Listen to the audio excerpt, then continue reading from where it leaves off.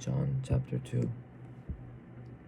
On the third day, a wedding took place in Cana in Galilee. Jesus' mother was there, and Jesus and his disciples had been invited to the wedding. And the disciples, Jesus and his disciples, had been invited to the wedding, and the wine was gone. Jesus' mother told him, "They have no more wine." Why are you involving me? My hour has not come. His mother said to the servants, "Do what he tells you to do." Nearby stood 6 stones of water jars, a kind that was used for ceremonial washing by the Jews, each holding around 20 to 30 gallons. Jesus said to the servants, "Fill the jars with water." They filled the jar to the brim, and he told them, "Now draw some of them out, take it to the master of the banquet." And the servants did so, and the master of the banquet tasted the water that had been turned into wine. He did not realize where it come from, for the servants who had drawn the waters knew. And he called the bridegroom aside and said, "Everyone brings out the choice wine first, and then the cheaper wine after the guests have had too much wine to drink. But you have saved the best to last."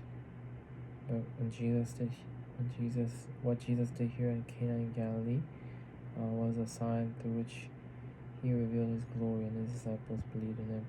After this, he went down to Capernaum with his mother and brothers and his disciples, and they stayed there for a few days.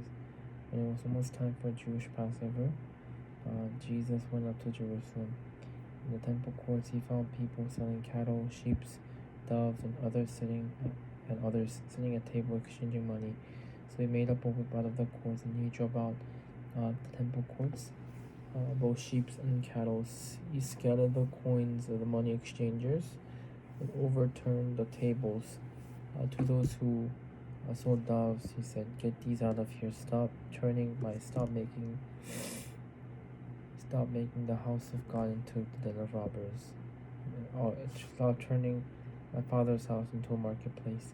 His disciples remember what it was written later, "Zeal for your house will consume me." The Jews responded to him, What signs can you show us to prove your authority to do all this?" Jesus answered them, "I will destroy this temple and rebuild it in 3 days."